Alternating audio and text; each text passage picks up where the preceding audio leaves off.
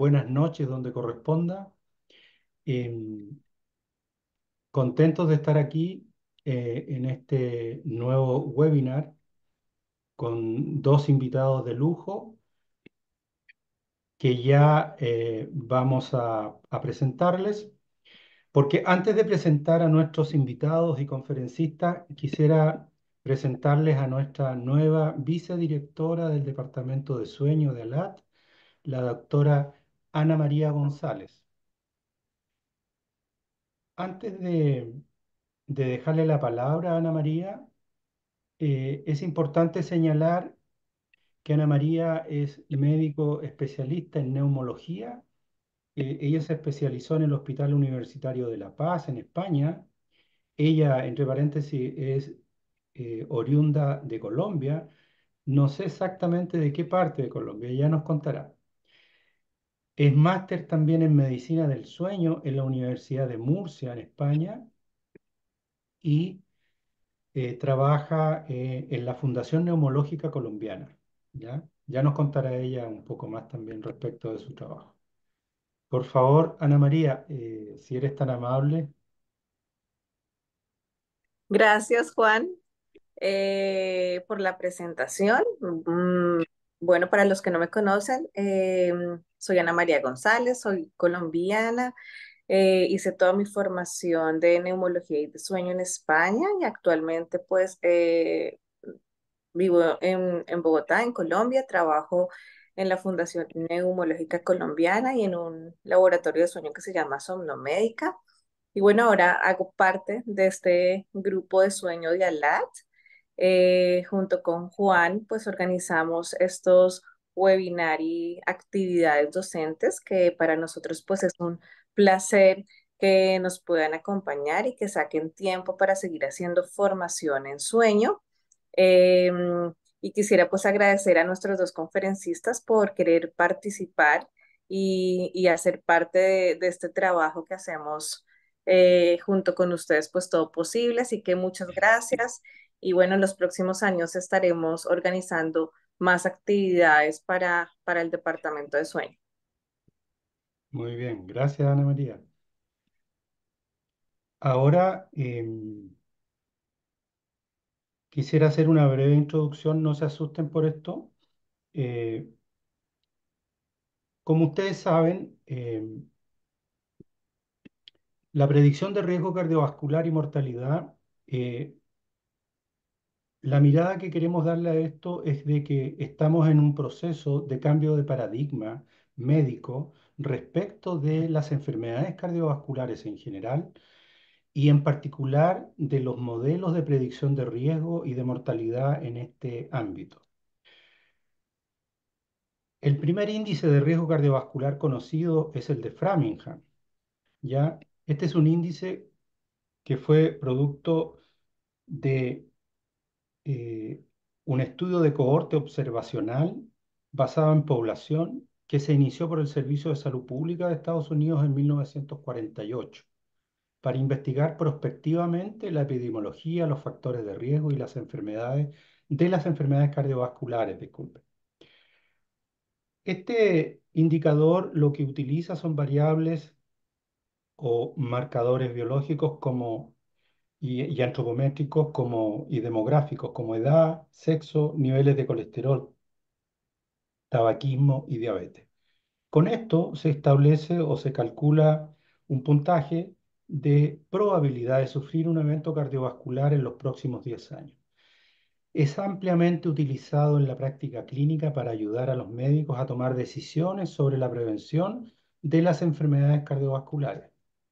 Sin embargo, en un estudio realizado hace pocos años, se encontró que había problemas de precisión, particularmente al medir el riesgo en mujeres, como se puede ver a la derecha en las imágenes, ¿ya? Era mucho más preciso para los hombres que para las mujeres. En sus dos modalidades, el índice de Framingham para enfermedad cardíaca coronaria, como el índice de Framingham para mortalidad cardiovascular, ¿ya? Luego, en este mismo estudio se le comparó con otros modelos de predicción, como son el ATP3, ¿ya? El RRS y un modelo propuesto por la Academia Americana del Corazón junto con la Academia de Cardiología Americana. Y los resultados del estudio muestran que tanto el Framingham para enfermedad coronaria como el Framingham para calcular mortalidad cardiovascular sobreestiman el riesgo, particularmente el primero, ya con más de cerca de un 50% de sobreestimación. Y por otro lado, el segundo, el Framingham para calcular mortalidad cardiovascular, sobreestima en más de un 20%. Por otro lado, pueden ver que el ATP3 sobreestima riesgo ya de una manera muchísimo más elevada, en más de un 100%. ¿Ya? El que anda mejor es el índice de Reynolds, que subestima un pequeño porcentaje y luego están los modelos de predicción de las academias que sobreestiman también en sobre un 60%. ¿Ya? Por lo tanto, estamos frente a modelos de predicción que han sido usados ampliamente en la medicina y que recientemente en este estudio mostraron esta, esta falencia.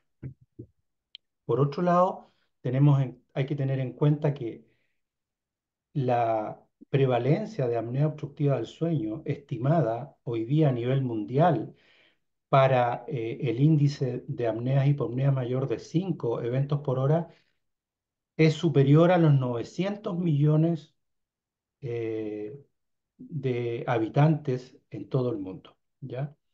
Y para el índice de apnea mayor o igual a 15 es de sobre 400 millones la estimación de la prevalencia, ¿ya?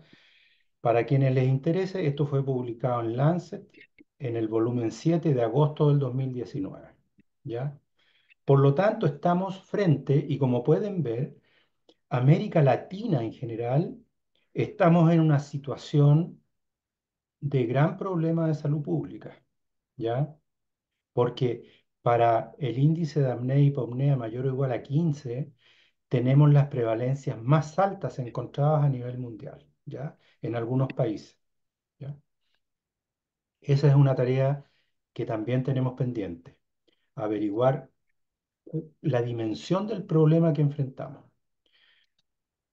Pero tal vez el tema más relevante es que hay una asociación fuerte entre las enfermedades cardiovasculares y la apnea del sueño. En este estudio que pueden ver, cuyos resultados pueden ver a la izquierda en esta tabla, muestra las prevalencias de apnea obstructiva del sueño encontradas en distintas condiciones: hipertensión, enfermedad cardíaca isquémica, accidentes cerebrovasculares, insuficiencia cardíaca, ya sea con fracción de eyección reducida o fracción de eyección preservada, la cardiomiopatía hipertrófica, la fibrilación auricular, la enfermedad renal crónica y la diabetes tipo 2, ¿ya? Y por otro lado, ya desde las publicaciones de los resultados de la cohorte de Wisconsin, por ejemplo, la publicada por Punjabi en 2009, se podía ver la estrecha relación que hay entre el índice de apnea y hipopnea y la tasa de enfermedad cardiovascular y de mortalidad cardiovascular. Y la relación es directa, es decir, a medida que la apnea de sueño es más grave, medida por este indicador, la probabilidad de tener enfermedad cardiovascular o de morir por una enfermedad cardiovascular es más alta. Luego han surgido en los últimos años algunos dispositivos basados en conceptos nuevos respecto de los trastornos respiratorios del sueño en general, como este, por ejemplo, que se los muestro porque es el que yo conozco, el que he usado durante muchos años, desde aproximadamente el 2015, que nos entrega un índice de riesgo cardiovascular, un índice de apnea de sueño, un índice de fragmentación de sueño, ¿ya? junto con los datos de la oximetría, que están acá en el lado, aquí están los respiratorios y abajo les puse los derivados de la oximetría, ¿ya? Datos, variables que ya todos conocemos, ¿ya? Lo interesante de esto es que este dispositivo entrega, mediante un algoritmo que viene incorporado en el software de análisis de los datos, nos entrega un patrón de riesgo individual de cardiovascular, ¿ya? Basado, por un lado, en variables derivadas de la frecuencia de pulso, que están a este lado, ¿ya? Y variables derivadas de la oximetría, que están acá y que son tres, ¿ya? Y por supuesto, calcula un índice de riesgo cardiovascular eh, que ya fue comparado y validado frente al Framing. También han surgido modelos de inteligencia artificial que han sido publicados muy recientemente. Y por último, decirles que los actuales índices de riesgo cardiovascular y mortalidad sobreestiman el riesgo, por tanto hay una imprecisión en ello. La estrecha relación entre los trastornos respiratorios del sueño y las enfermedades cardiometabólicas hacen necesario, por lo tanto, la integración en el manejo preventivo y curativo en los distintos niveles del sistema de salud, lo cual constituye en sí mismo un cambio de paradigma médico. Y este cambio de paradigma es necesario incorporarlo también en los modelos de predicción de riesgo, mediante parámetros y variables derivadas del sueño en su construcción. Ahora, sin más, quiero dejar con ustedes al doctor Gonzalo Labarca.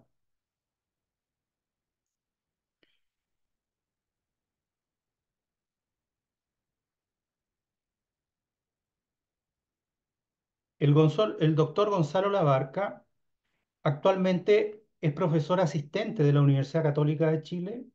El doctor Labarca además es médico internista, broncopulmonar y subespecialista en medicina del sueño. Completó su especialización en medicina del sueño en el Beth Israel Deaconess Medical Center en Boston, en el Hospital de Niños de Boston, y el Massachusetts General Hospital en la Facultad de Medicina de Harvard. También es máster en medicina del sueño de la Universidad Europea en España, ex profesor de medicina de la División de Trastornos del Sueño y Circadianos del Hospital de Mujeres de la Facultad de Medicina de Harvard en Boston, Massachusetts, ¿ya? El doctor Labarca abordará el tema marcadores de riesgo cardiovascular y mortalidad en trastornos respiratorios del sueño. Gonzalo, por favor, te dejo el espacio para que coloques tu presentación. Muchas gracias, Juan. Muchas gracias a la comisión. Gracias por la invitación al webinar y a conversar un poco sobre este tema. En el fondo son marcadores de riesgo y mortalidad en trastornos respiratorios del sueño. En el fondo es un tema bastante amplio, pero que en los últimos años es, tal como dijiste tú, Juan, en la introducción, evidente de que la apnea obstructiva del sueño se asocia a mayor riesgo cardiovascular. Sin embargo, hay que recordar de que los principales estudios randomizados, que SAFE, RICATSA y ISAC, mostraron un no beneficio de la CPAP. Entonces eso nos dejó en el fondo estancado en el tiempo por algunos años. Y la idea en el fondo es ir abordando cómo, como médicos somnólogos, broncopulmonares que ven pacientes con trastornos respiratorios del sueño, cómo podemos mejorar un poco la capacidad predictiva y seleccionar mejor a los pacientes que se van a beneficiar de terapia al final. Esto al conflicto de interés, en los últimos 3 años, investigación, distintos grant, becas de investigación de estas organizaciones, todas relacionadas a trastornos respiratorios del sueño y desarrollo de nuevas métricas. Y la idea es hablar un poco de la apnea, en general, en qué nos basamos, buscar algunas medidas métricas, ver medidas métricas pronósticas, que son basadas principalmente en efectos fisiopatológicos de la apnea obstructiva del sueño, y después dar algunas luces sobre cuáles de estas métricas predicen tratamiento al CPAP, todo esto comparado con la apnea, hipopnea, el índice de apnea, hipopnea. Entonces, recordar que la apnea obstructiva del sueño es una enfermedad heterogénea. Si bien existen manifestación de múltiples endotipos que vienen siendo estos drivers biológicos, que van a manifestar distintos fenotipos clínicos y fenotipos fisiopatológicos. Además, cuando hablamos de apnea del sueño, hablamos de pacientes que no son primariamente sanos. Recordar de que, si bien ahora con todas las drogas, la tercitapide y los otros GLP-1, recordar que alrededor de el 50% o 60% de los pacientes con obesidad, con un IMC más de 30, de los pacientes con apnea del sueño, 50% tienen un IMC más de 30, entonces eso aumenta el riesgo de comorbilidades. Además, frecuentemente está asociada a la hipertensión, la diabetes, dislipidemia, otros factores de riesgo cardiovasculares. Y recordar de que el índice de manera clásica ha sido mediante el índice de eventos respiratorios o el índice de apnea-hipopnea. Entonces, en la perspectiva de la salud, recordar que una salud apropiada cardiovascular va muy de la mano con hábitos generales, alimentación, los ritmos, los sueños, la actividad y la actitud mental, la actividad física, y que recientemente, o sea, hace más de un año, la Asociación Americana del Corazón incluyó el sueño como un pilar clave en la prevención primaria cardiovascular. Entonces, esto es un hito y nosotros tenemos que tomar este hito y transmitir y hacer consciente de lo que es los trastornos respiratorios y trastornos del sueño en el resto de los médicos primarios, cardiólogos o pacientes que ven enfermedades cardiovasculares. Hablando un poco de lo que se sabe habitualmente, recordar de que el índice de apnea y hipopnea en el fondo es una descripción clínica que después se fue moldeando un poco con los datos del Sleep Rehearsal Study, estudio que ya tiene más de 20 años de publicado y que fue un estudio de corte comunitaria en Estados Unidos diseñado para evaluar los efectos cardiovasculares de la apnea obstructiva del sueño. Entonces, a raíz de estos datos se fueron definiendo lo que era el concepto de apnea, el concepto de hipopnea, con algunas modificaciones del año 2007, el año 2012 y ahora un cambio de reglas recientemente. Pero volviendo al punto inicial, estos son muchas veces recomendaciones formadas por paneles de expertos sin un mayor peso de evidencia. Entonces, la medida que usamos está basada en esta experiencia. Recordar también de que a medida de la apnea obstructiva del sueño se genera esta reducción en la ventilación, que son los eventos respiratorios, que gatillan un episodio de hipoxemia nocturna, de microdespertares, y que esto van a llevar de la mano, o como van a tener como una consecuencia, un cambio en la respuesta adrenérgica. Entonces, entendiendo un poco la fisiopatología en los últimos años, y gracias al procesamiento de señal, que esto es tomar las señales de los estudios del sueño y hacer bioingeniería, se han logrado identificar distintos biomarcadores de enfermedad. Sabemos habitualmente está el índice de apnea-hipopnea o el índice de evento respiratorio, lo que ya es sabido, y existen todos estos marcadores que son derivados de las señales. Y probablemente todos son familiares con el CT90, pero ha aparecido otros biomarcadores que van apuntando a estos distintos fenómenos. Para la reducción de la ventilación existe el déficit ventilatorio, para la hipoxemia nocturna, la carga hipóxica, el CT90 y otras medidas como la de severidad de la desaturación. Para el microdespertar se ha mencionado la carga de arousal, la intensidad del arousal, el producto out ratio y otros. Y mirando la respuesta adrenérgica está el delta pulso asociado al evento respiratorio, la variabilidad de la frecuencia cardíaca, la variabilidad de la señal de pletismografía. Entonces, por cada señal se ha ido buscando una asociación.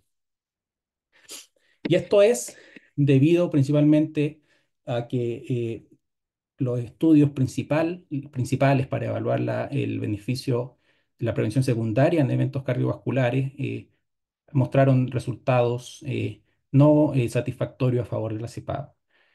Ahora es importante, esto fue el metaanálisis publicado, que publicamos en La Llama el año pasado, de que si bien a nivel de estudios la diferencia no es significativa a favor de la CEPAP, pero que uno al analizar los datos individuales de los tres estudios, el subgrupo de aquellos que sí cumplen una adherencia más de 4 horas tienen una reducción significativa, que estamos hablando de alrededor de 41% menos riesgo de un evento cardiovascular incidente.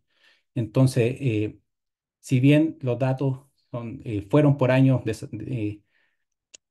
no auspiciosos, en parte fue por la adherencia.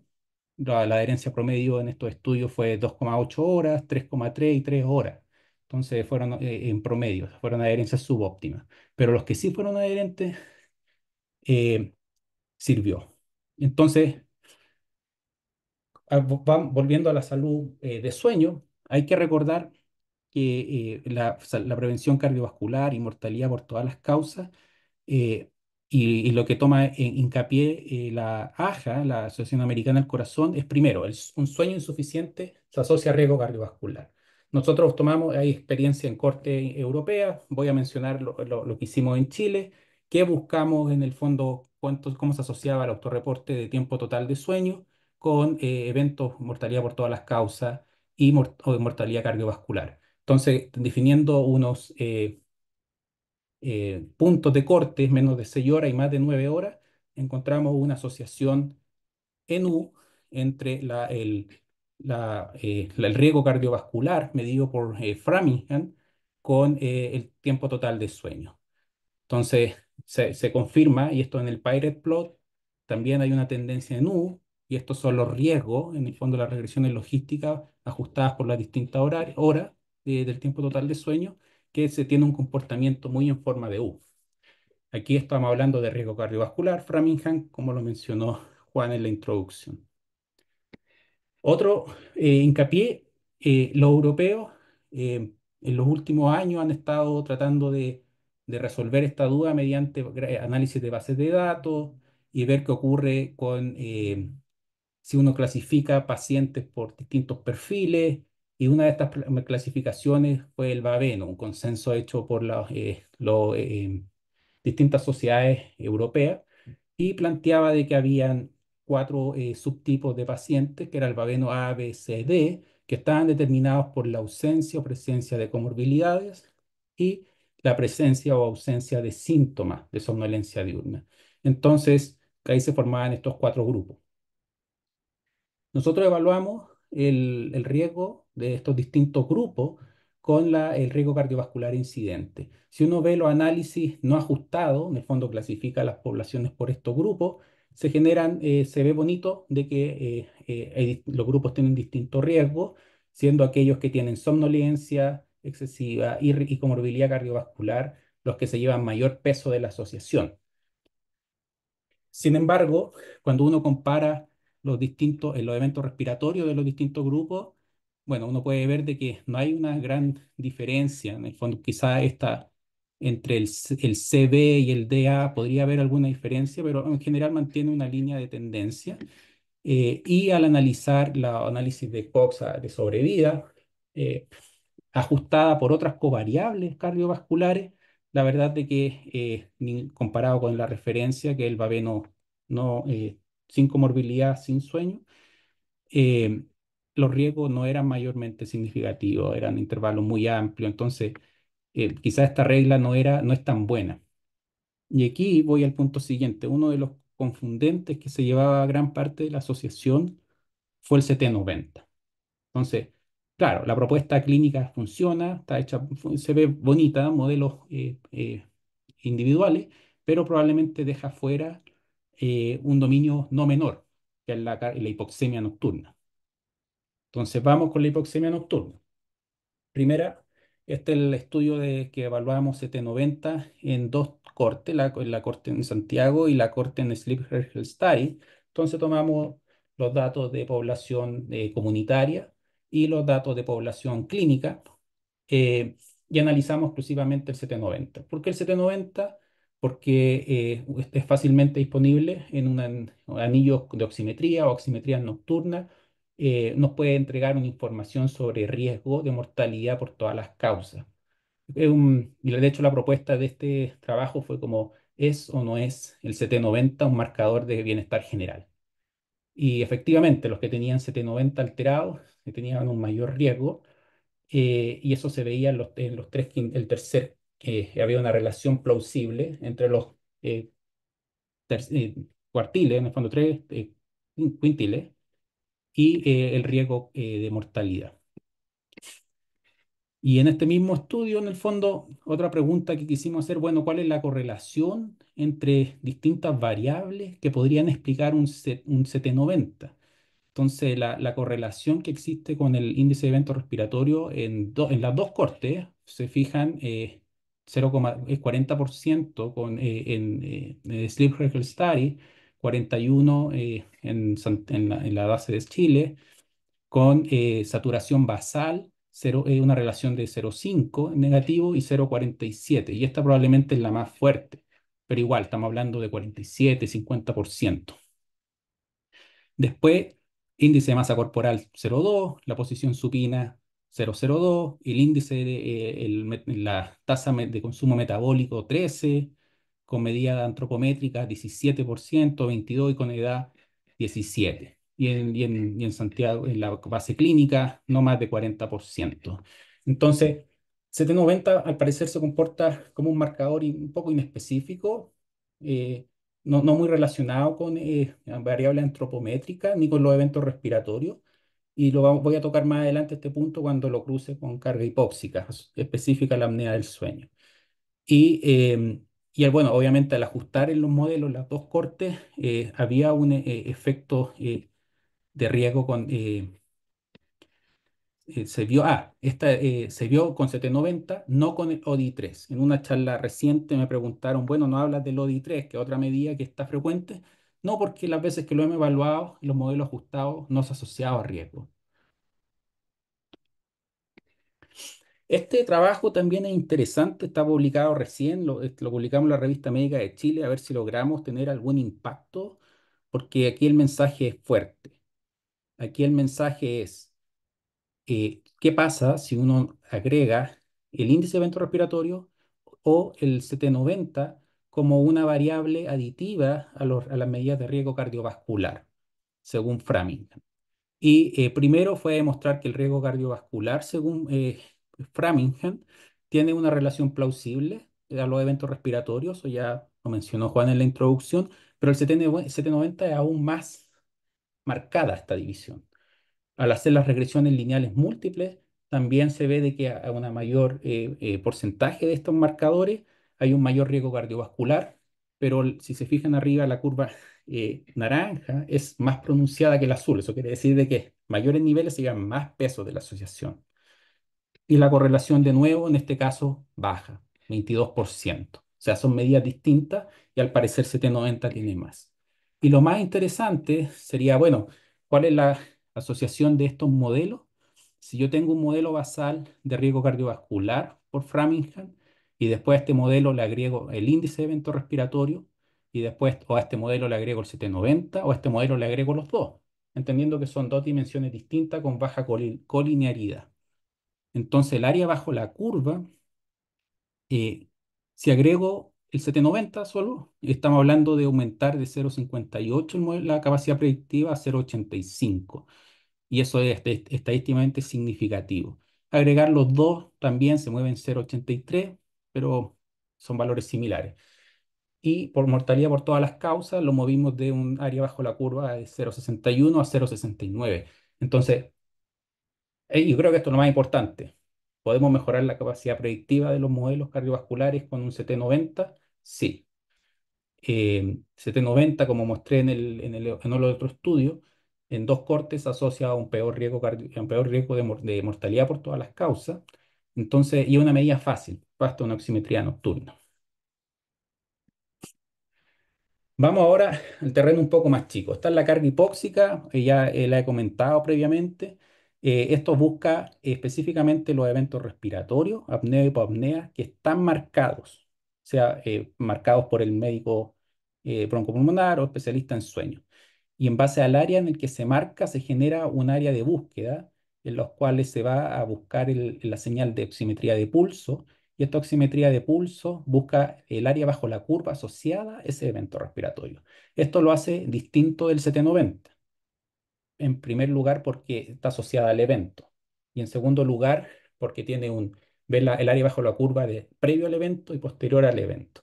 Entonces, esta es una medida que es más específica, que junta la duración de la desaturación y la magnitud de la saturación. Al sumar todo eso, todas las cargas por los eventos respiratorios es lo que se llama la carga hipóxica específica. Y en los primeros estudios, en el fondo, en cortes comunitarias en Estados Unidos, quintiles, el cuarto y quinto quintil se asocian a mayor riesgo de mortalidad cardiovascular. También esta medida, como indicador específico, tiene mejor rendimiento que el índice de apnea-hipopnea para predecir falla cardíaca incidente. Al mirar estos gráficos, en el fondo está el área de los tres modelos, modelo basal, modelo ajustado y modelo completamente ajustado. Y los modelos ajustados por otras covariables mostraban una no significancia para índice de apnea-hipopnea. Sin embargo, en la carga hipóxica en todos los escenarios se mantenía significativo, se aumentaba el riesgo. Y al hacer el ejercicio de combinar carga hipóxica baja con índice de evento respiratorio alto versus carga hipóxica alto versus índice bajo o carga hipóxica alta e índice alto, la carga hipóxica alta siempre iba a tener un mayor riesgo de falla cardíaca incidente.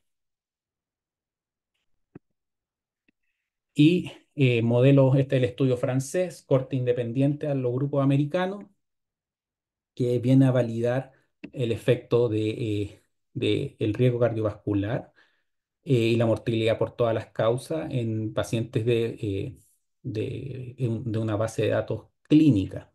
Entonces, las expresiones más altas, en el fondo el 25% más alto de la carga hipóxica, que aquí bordea alrededor de 71% minuto por hora. Los otros eran alrededor de 60, entonces los valores se mueven entre 60 y 70. Y los voy a mencionar después por qué esto importa.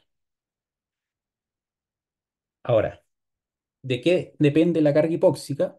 Y la carga hipóxica, que es específica a la apnea obstructiva, tratamos de buscar una respuesta en el trabajo del Blue Journal el año pasado y evaluamos la hipótesis fue de que la carga ventilatoria, o sea, el déficit ventilatorio asociado a los eventos respiratorios, definiendo déficit ventilatorio como disminución en la ventilación comparados con el periodo de ventilación estable.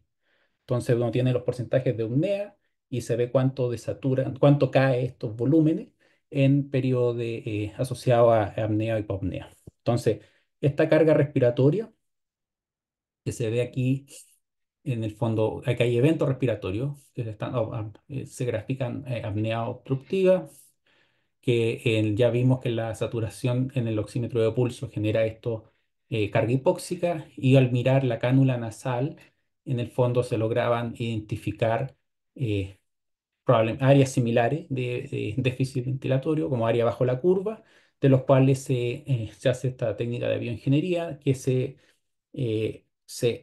acoplan todos estos eventos y se genera una matriz que en inglés es ensembled averaging, y esto es lo que expresa en el fondo el déficit ventilatorio.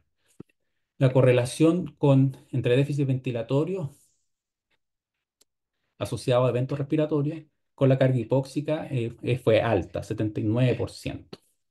Y otras variables que también podrían decir de que, bueno, la carga hipóxica, este famoso carga hipóxica se asocia a la saturación basal, a la función pulmonar basal, a la obesidad, al perímetro de cuello, a la raza, al género.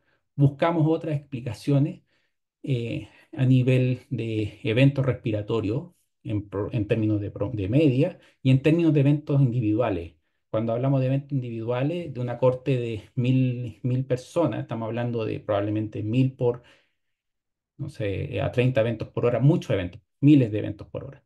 Y en los dos modelos fue consistente que el déficit ventilatorio explicaba alrededor del 74, 75% de la carga hipóxica. Y lo otro que la podría explicar era el tema de la raza. Y las razas, principalmente la diferencia entre raza negra versus raza blanca.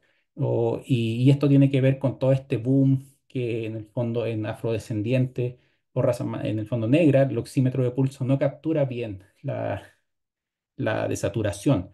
Entonces tiende a subestimar el riesgo comparado con piel con pigmentos más bajos. Sin embargo, esto explicaría como el 2%.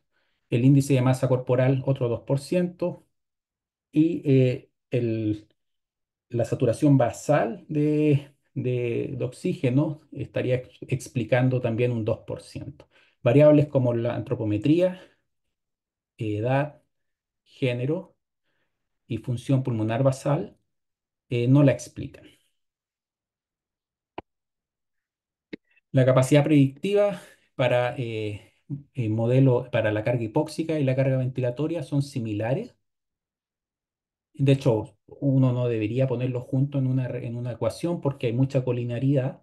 Sin embargo, la carga hipóxica tiene un peso, una magnitud del efecto un poco más elevada que la carga ventilatoria para predecir enfermedad cardiovascular, eh, mortalidad por todas las causas y enfermedad coronaria.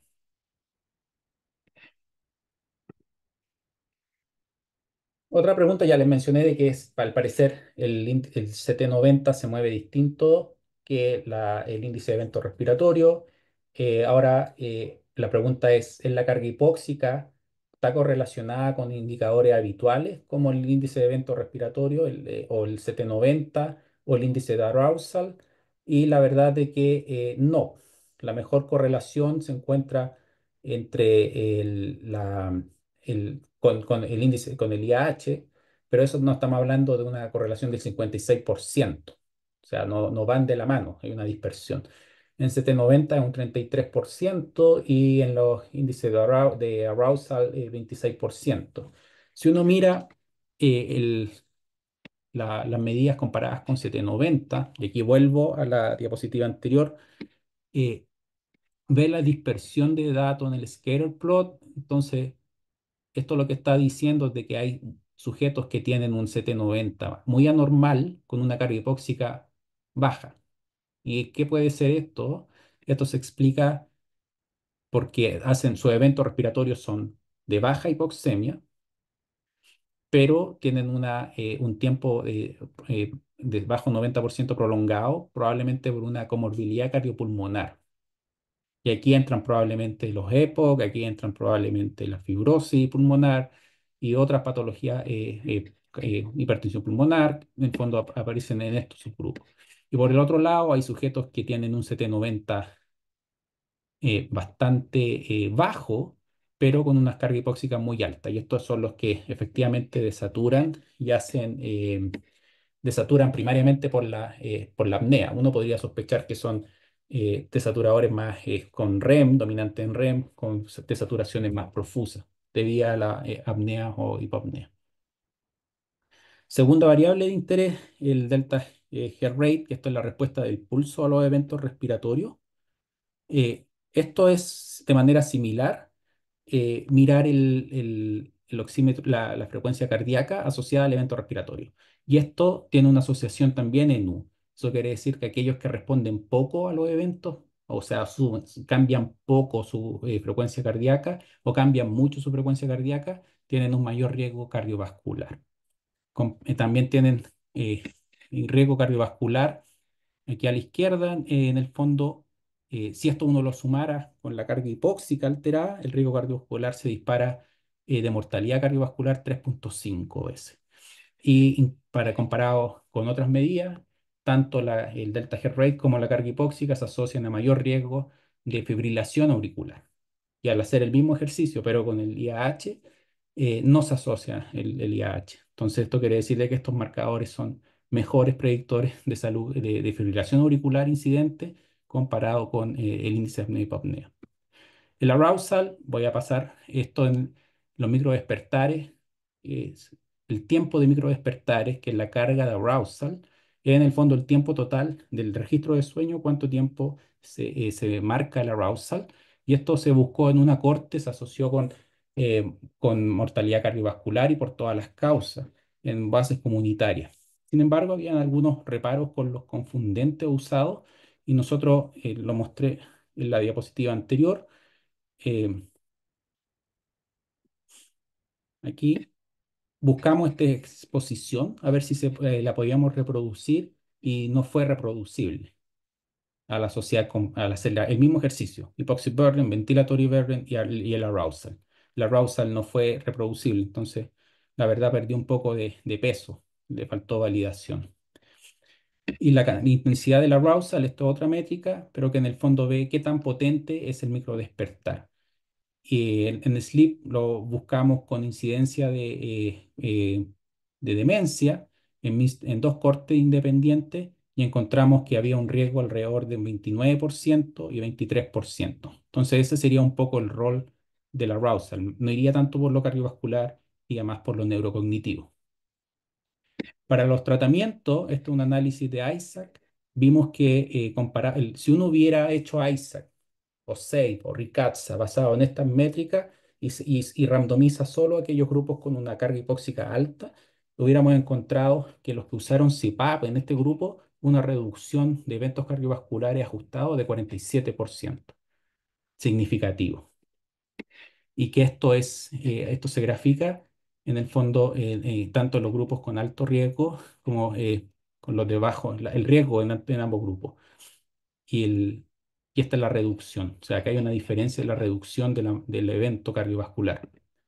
Y esto al ajustar por los CPAP en adherencia, no se modifica mayormente. O sea, independiente de la adherencia, si uno hubiera seleccionado solo pacientes con alta carga hipóxica, probablemente los resultados habrían sido mejores que los mencionados. Al analizar el riesgo, esta es la medida de riesgo con la carga hipóxica, existe un cruce en el cual empieza la ganancia, la ganancia en disminución de riesgo, con índice de alrededor de 64% minuto hora. Esto va de la mano con los valores de los estudios observacionales, o sea, nos estamos moviendo entre 60 y 70. Y el delta G rate en Ricatsa, si uno hubiera tomado solo los grupos que tienen alta respuesta cardíaca, y la reducción del riesgo hubiera sido del 59%. Y esto se grafica aquí. Aquellos que tienen respuesta en cambio del pulso más de 6% tienen una disminución del riesgo significativa comparado con aquellos que no la tienen. Para medidas de Inspire o estimulante del nervio hipogloso, tenemos la carga hipóxica, el índice de apnea-hipopnea y el índice de arousal. Y si uno hubiera buscado en el STAR Trial la carga hipóxica, predice mejor la reducción del Epworth, que era el outcome principal de ese estudio, comparado con la carga hipóxica y del arousal.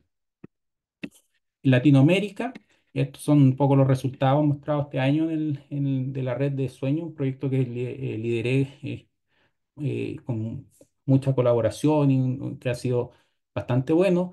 Logramos en estos análisis preliminares mostrar de que en mujeres de distintos centros de Latinoamérica, la respuesta delta G rate se comporta similar. Hay una distribución en U con unos puntajes de corte menos de 5,7 y aquellos que responden más de 10 y que la carga hipóxica, estos son primariamente muchas poligrafías, se asocia de manera similar, tiene una baja correlación la carga ventilatoria y la carga hipóxica con el CT90, con el IAH, con las medidas que ya les mencioné. Entonces se comporta de manera similar. Y si uno hubiera hecho la estratificación del riesgo basado en estas medidas, primero comparado con un IAH en 15, la población en riesgo de este grupo habría sido 42%, definido solo por el índice de apnea y hipopnea. En cambio, si se hace por la carga hipóxica, solo la población en riesgo menos, 27%, y el delta G rate, 24%. Ahora, si uno combina las dos medidas comparadas con el IAH, la población en riesgo en Latinoamérica, estamos hablando de 44%, y la correlación y el índice de apnea y hipopnea convencional, mediante capa, baja, es 30%. Entonces, al parecer, son dimensiones completamente distintas. Y esto, por las diapositivas de última hora, que le puse no foto porque esto no está publicado todavía, la asociación de los outcomes y las distintas medidas de carga hipóxica, delta G rate. Entonces, en hombres o mujeres. Y efectivamente existe esta relación en U, pero hay algunas diferencias de género, en los cuales las mujeres al parecer tienen menos carga hipóxica y más respuesta de delta G rate. Esto es similar a lo que ya se sabe, diferencia de género. Si uno ve carga hipóxica, al parecer los hombres tienen peor pronóstico si uno usa la carga hipóxica que las mujeres. Si uno usa el delta G rate, de nuevo los hombres tienen mayor riesgo, o sea, al parecer todas estas métricas orientan a que a los hombres les va peor. Y, y aquí al analizar en el Sleep Critical Study el riesgo cardiovascular de Framingham y estratificar un poco por sexo para eventos cardiovasculares no fatales y mortalidad por todas las causas, em, el riesgo basal, el área bajo la curva de esta corte era 0,75. Y si uno agrega el IH, no cambia mucho. Lo mismo si uno agrega estas métricas tampoco, pareciera ser que en las mujeres mejora a 0,79. Y para predecir mortalidad por todas las causas, en Sleep Health Study el basal es 0,83 y en mujeres sube a 0,87. Y si uno agrega el IH, es 0,87 y agregando estas otras métricas de nuevo, 0,87. Pareciera ser que en las mujeres podría tener un mejor valor predictivo. Y otras medidas distintas, mediante regresión logística, Boosted Tree, distintos métodos hablan de áreas bajo la curva similares. Al parecer, hubiera alguna ganancia sutil en lo que es en mujeres. Entonces, en resumen, existen todas estas otras medidas nuevas que se asocian a mayor riesgo. Uno es el déficit ventilatorio, que está asociado con incidencia de outcome cardiovascular y mortalidad. La carga hipóxica, que se asocia también a esta mortalidad cardiovascular, todas las causas, y otros outcomes que no los mencioné, pero hipertensión, diabetes, enfermedad renal crónica. Y que al parecer esta medida sí se asocia a un beneficio al seleccionar pacientes para CPAP. El arousal controvertido, en el fondo solo un estudio mostró esta asociación con riesgo cardiovascular y el delta G rate también. Ese sí tiene una relación en U y tendría algún rol pronóstico para seleccionar pacientes que van a CPAP. Y eso es todo. Está mi dato de contacto. Muchas gracias.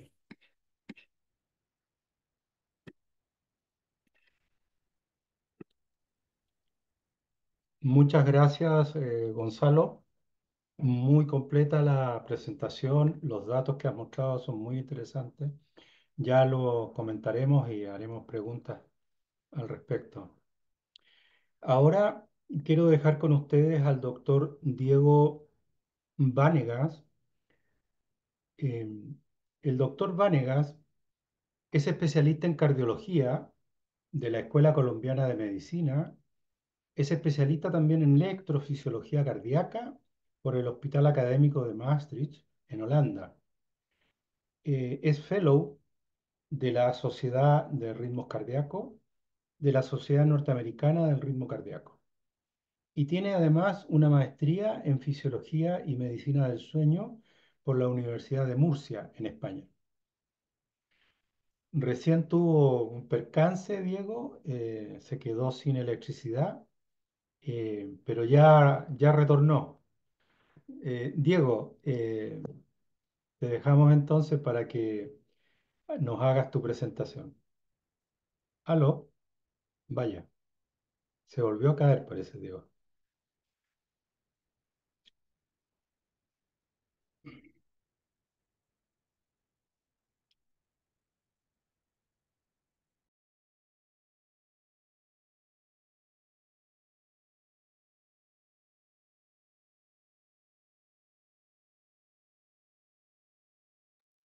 Diego, estamos listos para escuchar tu charla. Eh, ¿Puedes poner tu presentación, por favor? Gracias. He tenido problemas acá con la energía del área. Se ha ido ya en 2 ocasiones. Pido disculpas si de pronto llega a ocurrir durante la presentación. Am,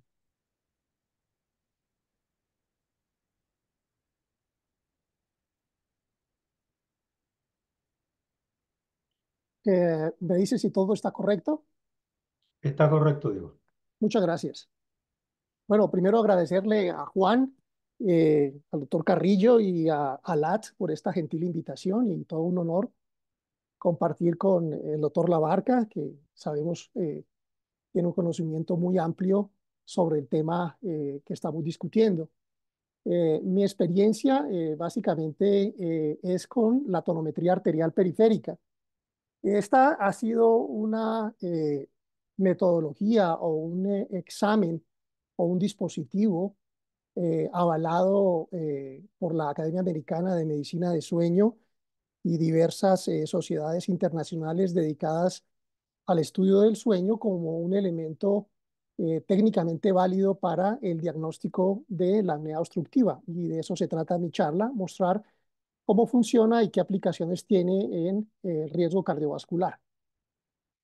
Lo primero es decir que este dispositivo cuenta con 3 elementos: una sonda o dedal llamado neumoóptica, que permite la identificación de la tonometría, esto es, de los cambios de volumen a nivel del lecho arterial periférico, permite la identificación de la oximetría y de la frecuencia cardíaca, mientras que un sensor de posición colocado en el manubrio external permite documentar las diferentes posiciones corporales en el sueño, el ronquido y el movimiento torácico.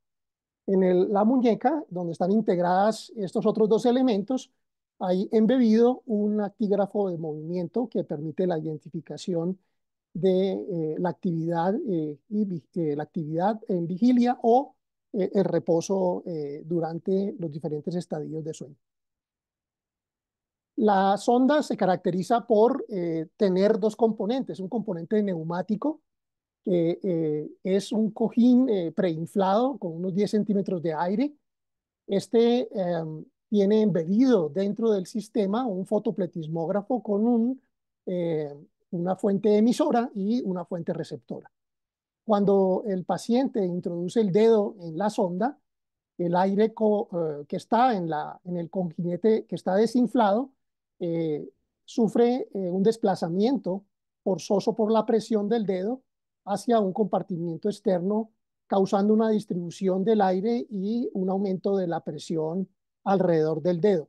Esa presión es alrededor de 40 milímetros de mercurio y se considera una presión diastólica.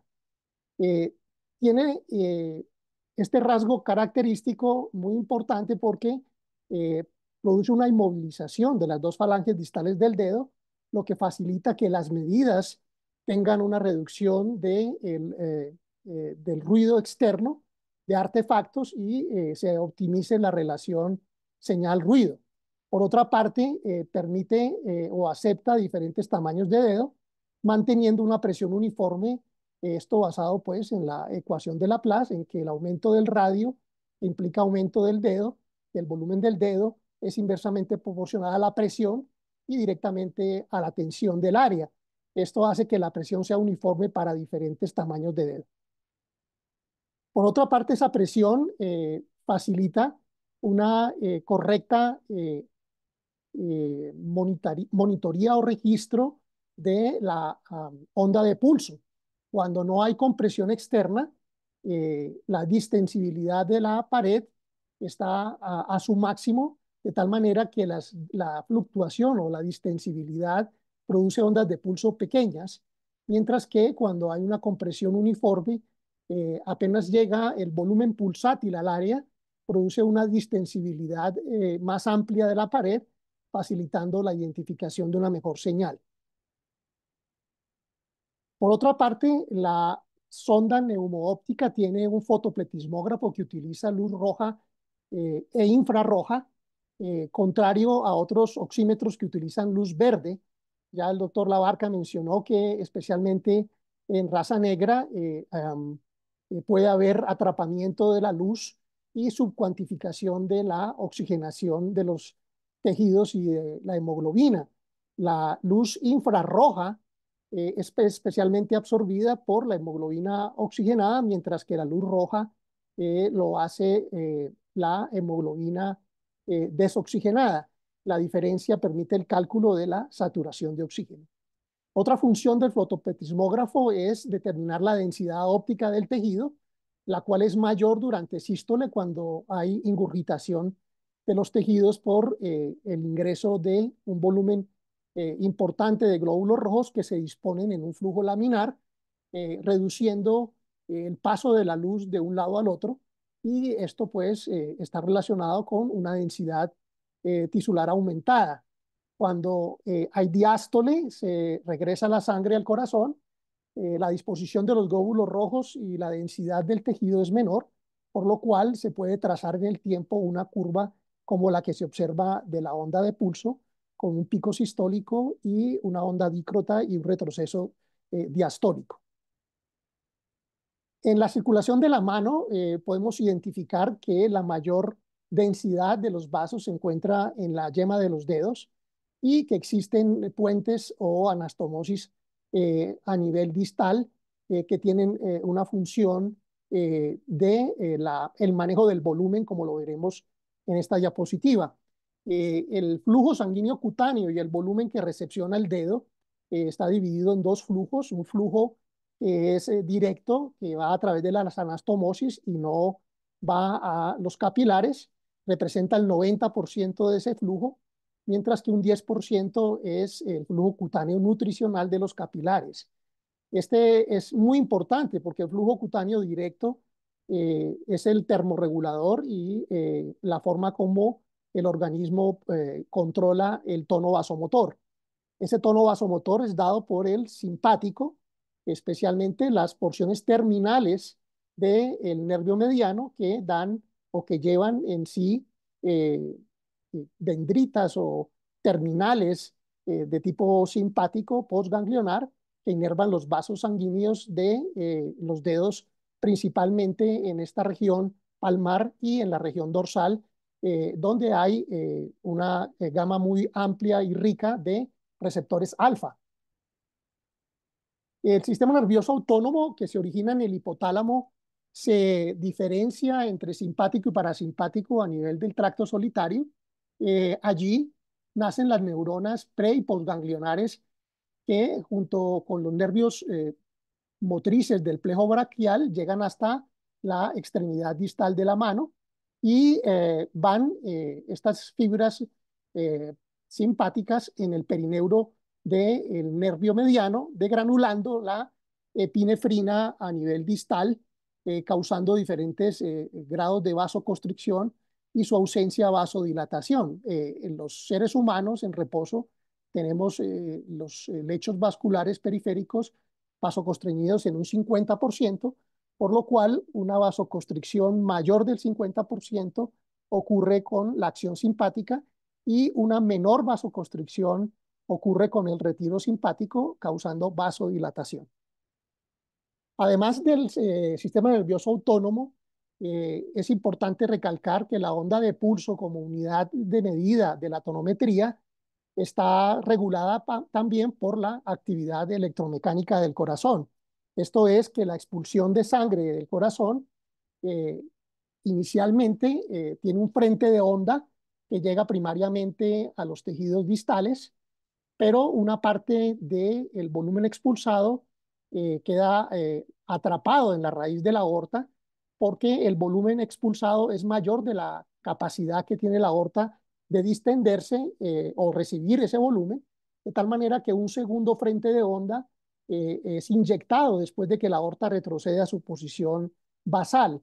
Eso configura un pico sistólico y una onda diastólica que se presenta inmediatamente después de la escotadura dícrota. Así como la actividad electromecánica del corazón es representada por el complejo QRS, asimismo el tono arterial tiene la unidad básica de medida en la onda de pulso. Este es reflejo de lo que sucede en la hemodinámica a nivel central, en la raíz aórtica, como lo observamos en la figura. Un poco hablando de lo que ha sido el diagnóstico de la apnea obstructiva del sueño en los últimos años, y en especial de la polisomnografía, que ha sido considerada la prueba reina o gold estándar para el diagnóstico de los trastornos del sueño. Y tratándose de la apnea obstructiva, esta basa su diagnóstico en las alteraciones del flujo ventilatorio, en las anomalías de los movimientos toracoabdominales disociados por la apnea y en los alertamientos o los arousals a nivel cortical.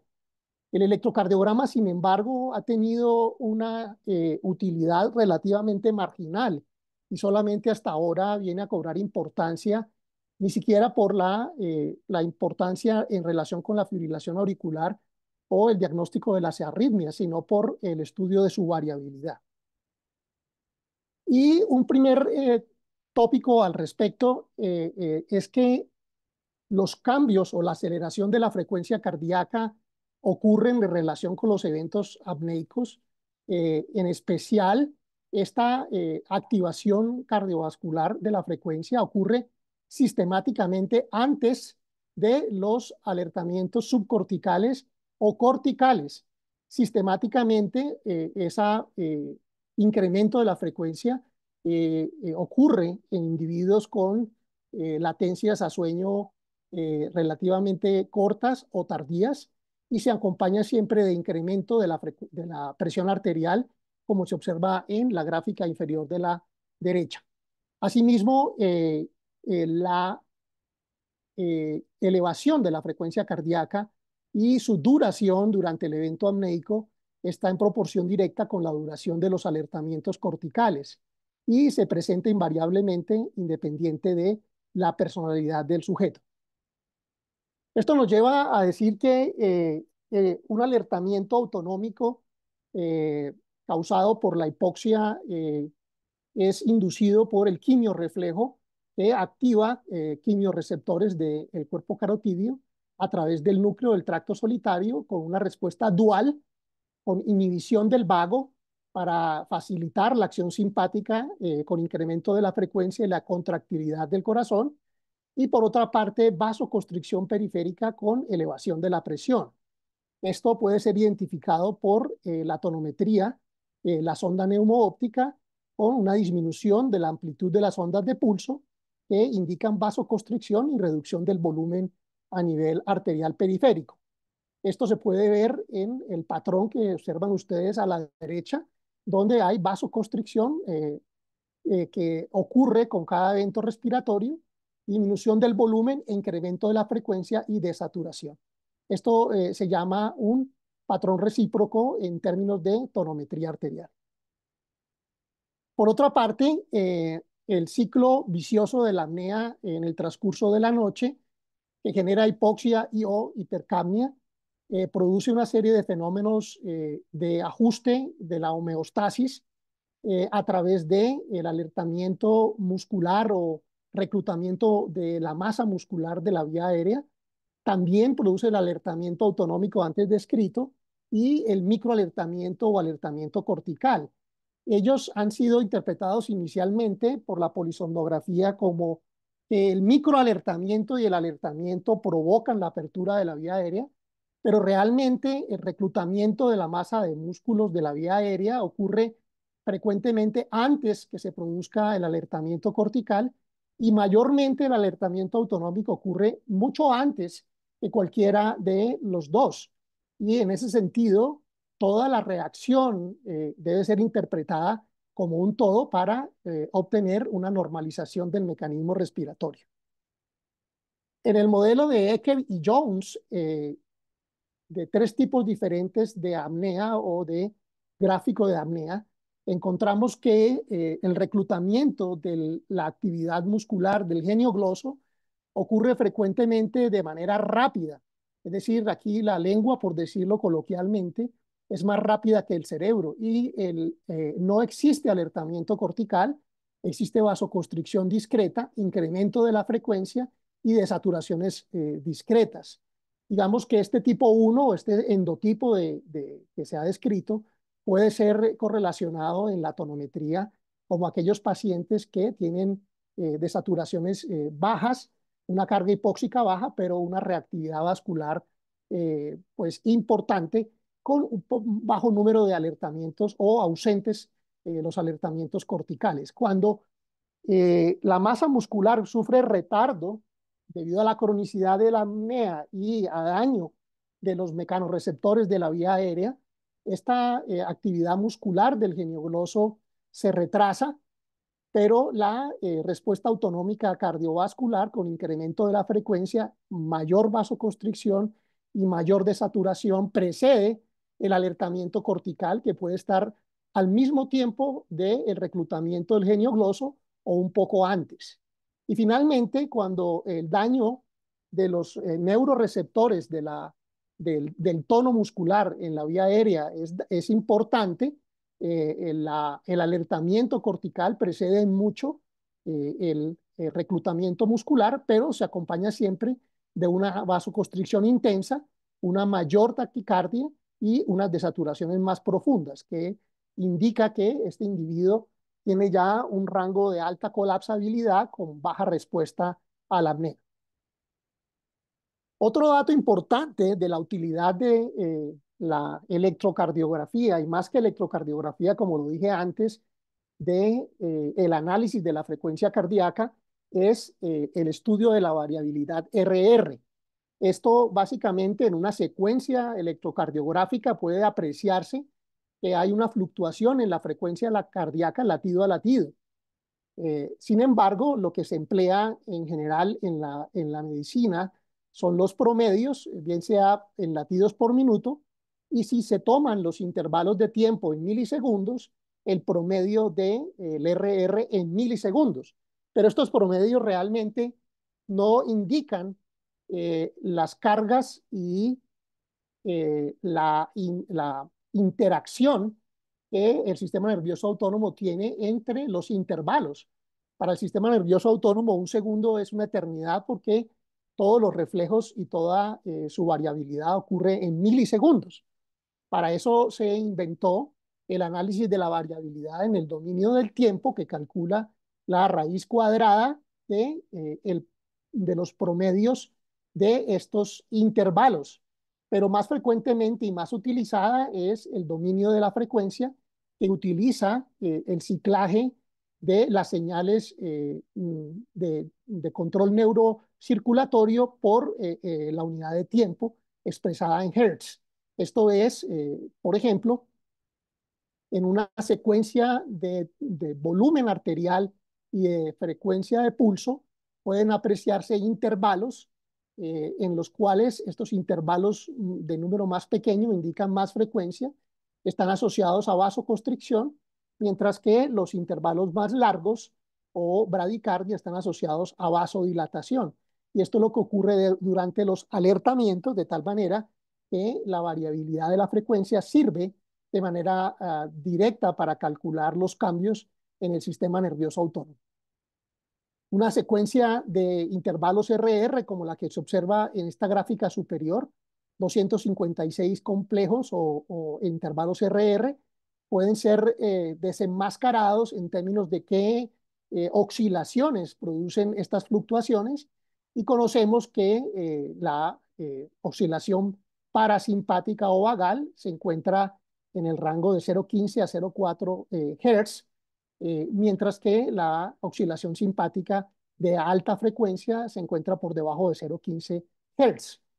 El sistema circulatorio, las grandes arterias y el corazón oscilan alrededor de 1 Hz, o sea, un latido un ciclo por segundo, mientras que las arteriolas y los esfínteres precapilares funcionan con oscilaciones extremadamente bajas, coordinadas o desencadenadas por el sistema nervioso simpático. Así pues que un himnograma con REM, no REM, profundo, superficial y despertares puede ser intuido o deducido de los cambios de la frecuencia, los cuales son mayores durante la vigilia o el despertar, y durante sueño REM. Cuando hay sueño profundo, la frecuencia es menor. Esto se traduce en el análisis de la variabilidad de la frecuencia como un predominio de la baja frecuencia o low frequency para el sueño REM y high frequency para el sueño profundo no REM.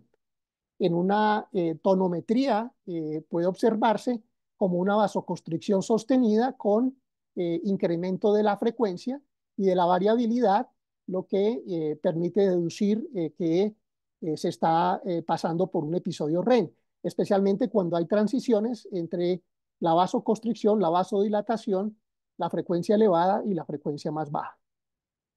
Es así como la tonometría puede deducir por la descarga simpática del sueño REM, como se ha sido demostrado en las neuronografías del peroneo por Somers y Penzel, en donde la actividad simpática produce una vasoconstricción sostenida, mientras que en sueño profundo no hay actividad simpática, hay retiro simpático, por lo cual se obtiene la mayor vasodilatación y las frecuencias más bajas. Esto tiene importancia en el fenómeno dipping de la presión arterial y de la frecuencia cardíaca, que es el estado de reposo y de reposición o reparación del sistema cardiovascular y del sistema nervioso.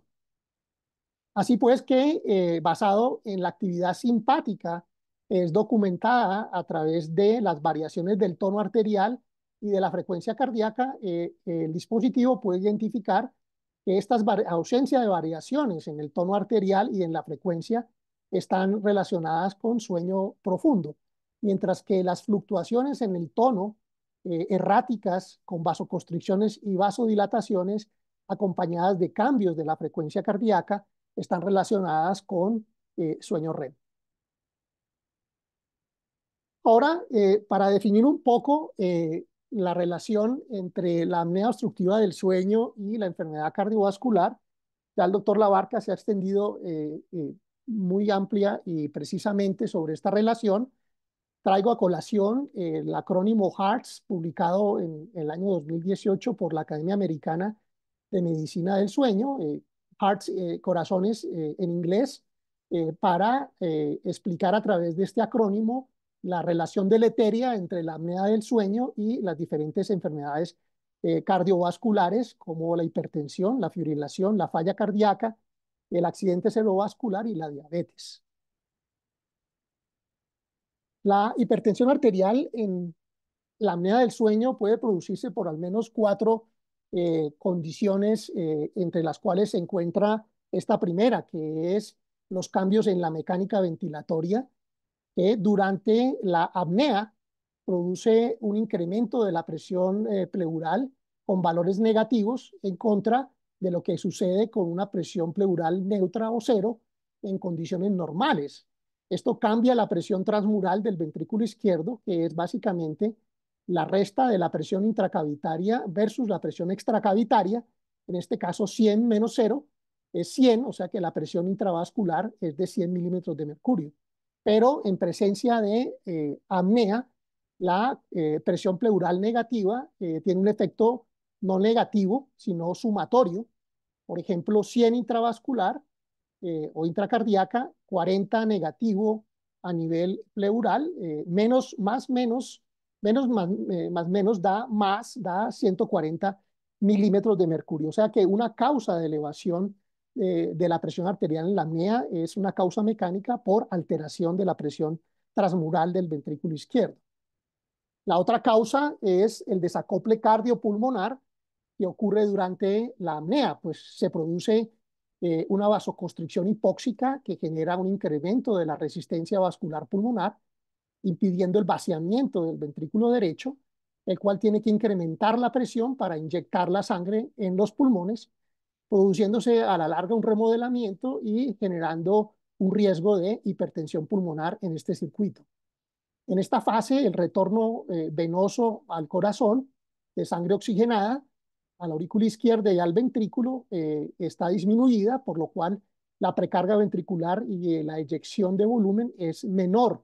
Esto reduce el gasto y la hipoxia también aumenta la resistencia vascular sistémica.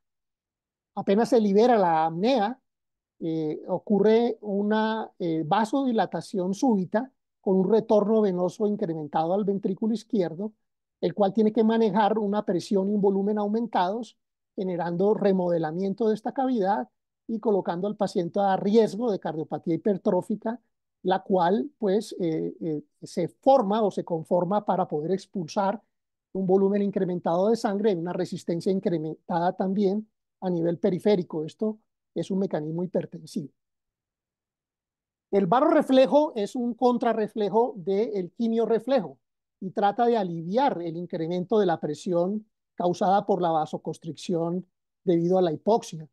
Pero los barroreceptores que descargan inicialmente a nivel vagal, produciendo inhibición de la frecuencia cardíaca, reduciendo la frecuencia y la contractilidad, son reflejos, es un reflejo que se agota fácilmente y que demanda niveles cada vez más altos de hipoxemia para producir una respuesta reguladora de la presión. O sea que este que es un contrarreflejo, digamos, benéfico, termina volviéndose un problema también en términos de una mala sensibilidad y una desadaptación, causando una tolerancia de niveles hipóxicos y de hipertensión inadecuados sin responder oportunamente para aliviar el problema. Y finalmente está la hipertensión causada por la descarga simpática en los riñones que genera angiotensina, que a nivel del cerebro, en el hipotálamo, en la lámina terminalis, produce activación del eje hipotálamo-hipófisis suprarrenal a través de células adrenérgicas A2, generando incremento de la corticosterona que retiene sodio y agua plasmática o aumenta el nivel plasmático incrementando la presión. Todo esto nos ha llevado como cardiólogos o en caso personal a estudiar un poco qué pasa con la enfermedad cardiovascular en nuestros pacientes y una primera aproximación la hicimos entre el 2016 y 18 utilizando la tonometría en un grupo no seleccionado de pacientes con enfermedad cardiovascular que no habían sido sometidos a ningún estudio de sueño. Estos pacientes, al ser sometidos a el estudio por tonometría, encontramos que la severidad de la apnea era de 56% en el mayor grado de severidad, 29%, casi 30% en el grado moderado, configurando un porcentaje de casi 86% entre moderados y severos. Eh, esta cifra se parece a el nivel o la prevalencia de pacientes hipertensos con apnea del sueño, que es alrededor del 80%, especialmente en aquellos resistentes, y también en fibrilación auricular persistente o permanente. Uno de los datos interesantes es que los pacientes no tenían aparentemente una sintomatología respiratoria para sospechar apnea, pero en la severidad del cuadro pues era diagnóstico de apnea obstructiva y interesantemente un 50% de ellos no experimentaban ronquido. Estudiando un poquito los pacientes en relación con su perfil de presión arterial de 24 horas, sabemos que la función dipping o la reducción de la presión arterial y de la frecuencia cardíaca en la noche es un efecto benéfico para el sistema cardiopulmonar y también para el cerebro, porque esto hace que la actividad simpática se apague durante ciertos momentos en la noche y la responsable de esa reducción sostenida o digamos de la reducción de la presión sistólica en la noche es la fase N3 o sueño profundo, en donde el sistema nervioso simpático está ausente. Por el contrario, en sueño REM se aprecian las mayores, digamos, eh, la presión arterial un poco más alta, aún en el rango de la normalidad. Para un sujeto con un hemograma normal, el perfil de presión arterial es dipping, cuando la presión sistólica nocturna es menor que la diurna. Existen otros fenotipos de hipertensión arterial nocturna, en especial nos interesó el patrón Dipper reverso, en el cual el ratio no es menor de 1, como en los otros modelos, sino mayor de 1, indicando que la presión sistólica nocturna es mayor que la diurna. Este patrón o fenotipo es de especial importancia a nivel cardiovascular porque en relación a los otros fenotipos se ha visto en diferentes metaanálisis que tiene 3 veces más riesgo de eventos cardiovasculares en relación con el patrón normal diper o dipping de la presión arterial. En una primera fase de los estudios que hemos realizado, tomamos la idea de hacer una investigación de cuál eran los fenotipos del patrón Dipper reverso y identificar estos pacientes para someterlos a un estudio de sueño con tonometría. En este estudio aceptado para publicación en la revista de la Sociedad Colombiana de Cardiología, encontramos que los fenotipos del patrón Dipper reverso son varios, no es uno solo, y que algunos de ellos ni siquiera tenían hipertensión arterial ni diurna ni nocturna, pero las cifras de presión arterial sistólica nocturna, a pesar de ser normales, eran superiores a las diurnas, y por eso fueron calificados como hiperreverso por el dispositivo que se utilizó. También encontramos como hallazgo interesante que había pacientes que tenían algunas cifras hipertensivas que aparecían de la primera mitad de la noche hacia el final de la noche, exactamente, probablemente en relación con los estadiajes de sueño REM que se presentan predominantemente en esta fase. Después había hipertensión también en la primera parte de la noche, hasta que se generaba hipertensión arterial nocturna aislada durante toda la noche, pero no en el día, para posteriormente tener casos en donde había hipertensión sostenida día y noche. Estos hallazgos los comparamos con la carga sistólica, que es el número de mediciones de presión arterial nocturna anormales, que equivale, por decirlo, a el índice de apnea y hipopnea. Es como un índice de el número de mediciones anormales de la presión arterial, pero en este caso es un porcentaje. También investigamos el impacto hiperbárico, que es el equivalente a la profundidad de la hipoxia, en este caso la intensidad de la hipertensión. Pudimos agrupar los pacientes en 3 categorías. Una categoría en donde la carga sistólica, o sea, el número de mediciones anormales en la noche, es relativamente baja, alrededor del 22%, y un impacto hiperbárico, o sea, la intensidad de estas mediciones es relativamente baja. Un segundo grupo con hipertensión nocturna aislada, en el 95% de los pacientes, un 70% de las mediciones anormales y una carga o una intensidad o impacto hiperbárico relativamente leve a moderado. Y finalmente un grupo en donde 100% de las mediciones de la presión eran anormales, tenía un impacto hiperbárico, o sea, una intensidad de la presión arterial muy elevada, y eran constituidos principalmente por pacientes con hipertensión sostenida. Cuando realizamos el estudio de sueño a estos pacientes, encontramos las 3 categorías de la apnea obstructiva leve, moderada y severa, representando una prevalencia del 98% de apnea obstructiva, 6% para leve, 22% para moderada y casi 70% para severa.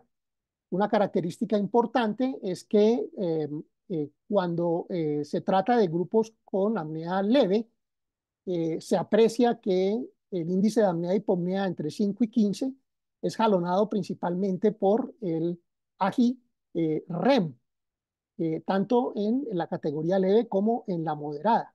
Sin embargo, para la categoría severa, el AGI no REM es tan importante en la determinación del índice de apnea y hipopnea mayor de 30 como la calificación global.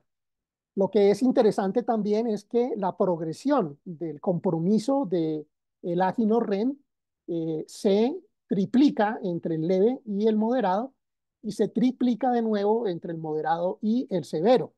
Y cuando investigamos las proporciones de cada uno de estos estadios REM y no REM, encontramos que las proporciones de sueño REM están conservadas en los 3 grupos, pero el sueño profundo está disminuido principalmente en el grupo severo, lo cual está avalando el concepto fisiológico de que el compromiso del sueño profundo, la reducción del sueño profundo, eh, mm, reduce el efecto benéfico del retiro simpático que normalmente se observa en este estadiaje.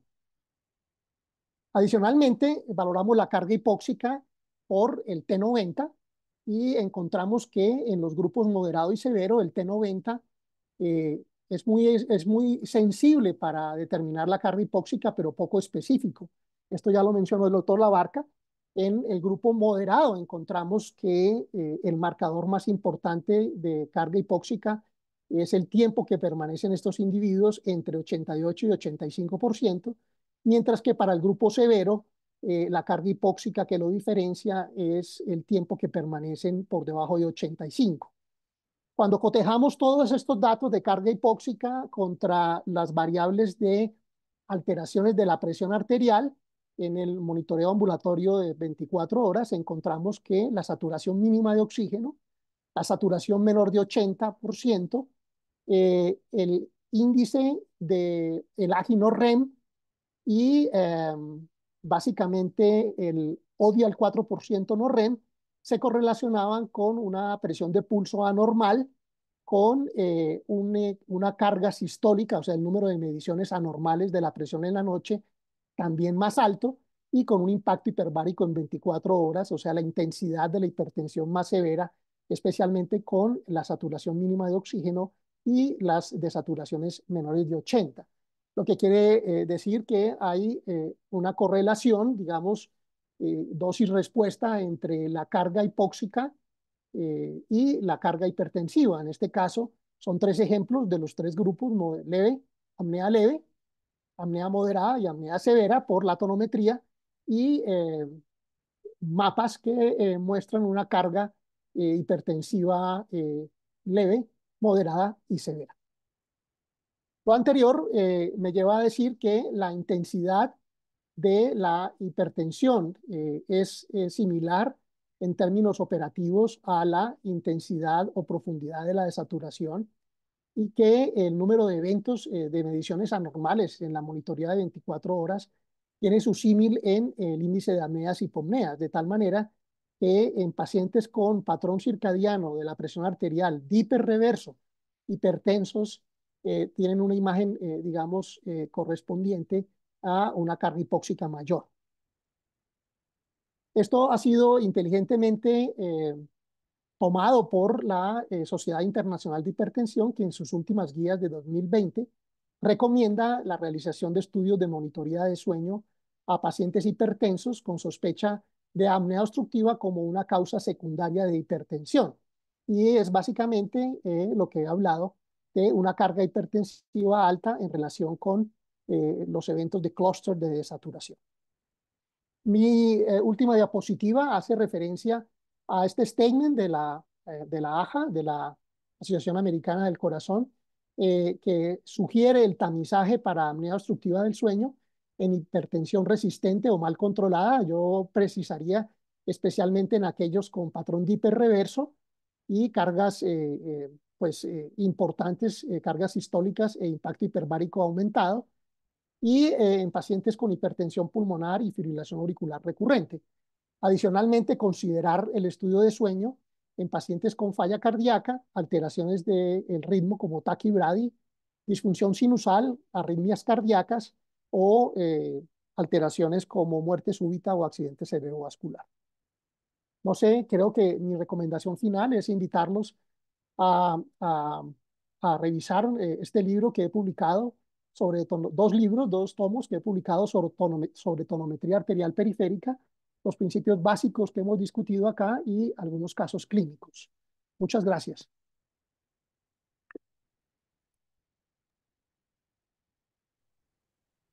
Muchísimas gracias, Diego. Excelente presentación.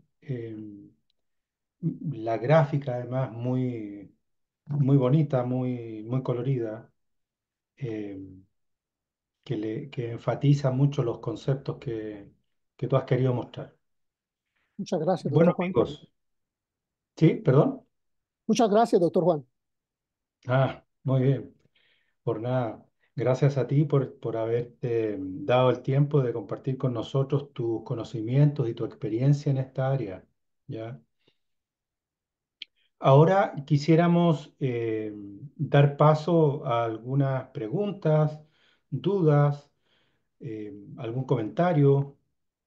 Bueno, parece que en esta modalidad de Zoom no se puede, solo preguntas y respuestas. Así que vamos a ver, no tenemos preguntas en el área de las QA.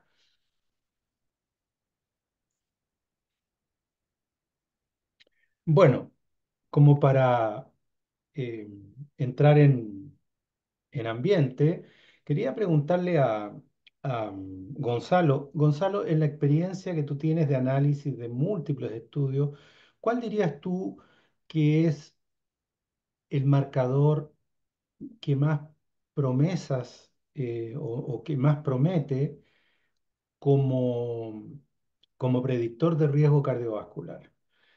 Y si lo pudieras diferenciar entre hombres y mujeres, porque parece claramente ser que no hay uniformidad de respuestas entre hombres y mujeres.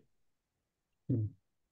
Bueno, lo primero que precisar es de que sin evento respiratorio no existen estos marcadores. O sea, hay que tener por lo menos uno o dos eventos respiratorios para poder tener estos indicadores de carga.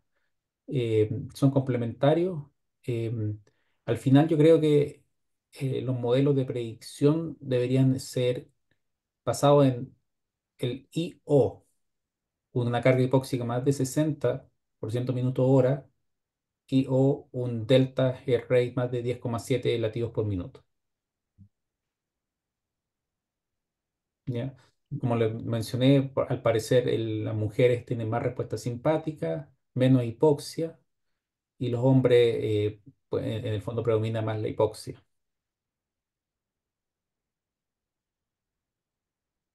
De acuerdo. Diego, similar pregunta para ti.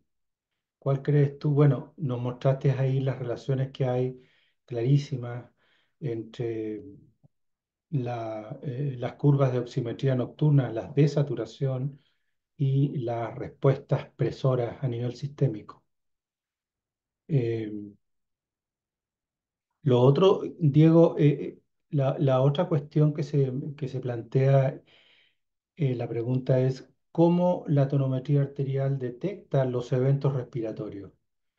En este caso, lo hace a través de una sonda, pero también hoy día hay trabajos recientes que muestran que la frecuencia cardíaca y el análisis de la frecuencia cardíaca permitiría también detectar solamente con esa variable eventos respiratorios. Cuál es tu experiencia con eso?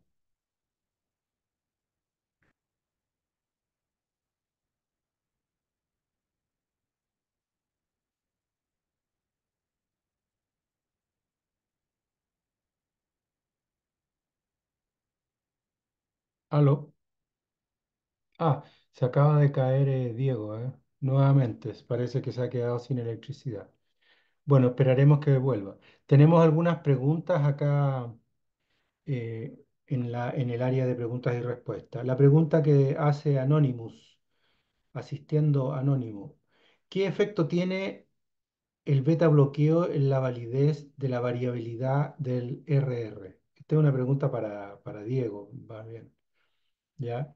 La otra pregunta que nos hace César Liendo es ¿cuándo van a ser incorporados en las máquinas de sueño la hypoxic burden, ventilatory burden, arousal burden?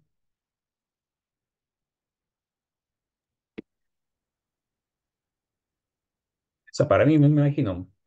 em, Sí, para ti. Hay un par de máquinas que son dos empresas que automatizan la carga hipóxica, no validada contra el método original. El método original está disponible en una página de internet en inglés en base al EDF y básicamente toma la señal, aplica el Somnolizer desde la PSG y calcula la carga hipóxica. Em,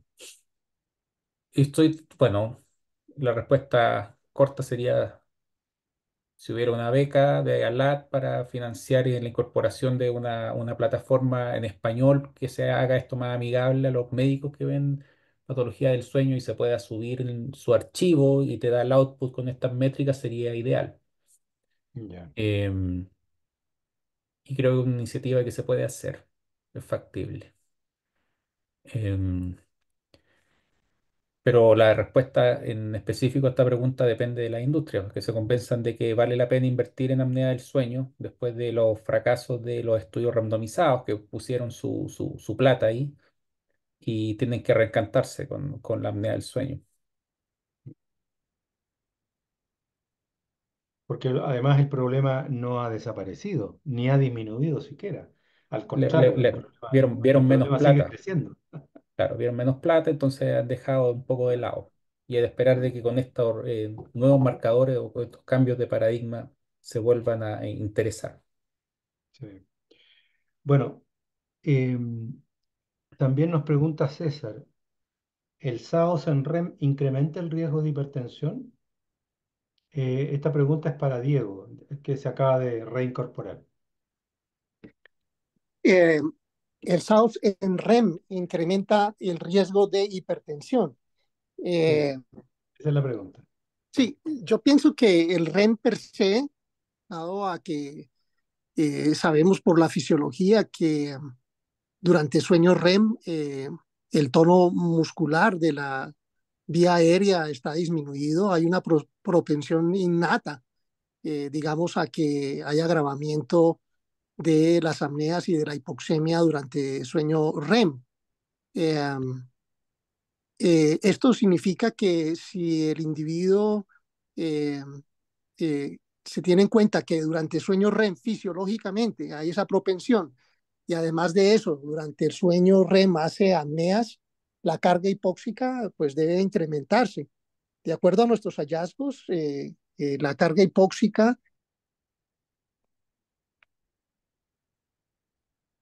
Mm. Está con problemas de conexión nuestro presentador, Diego. Vamos a ver si se puede reconectar.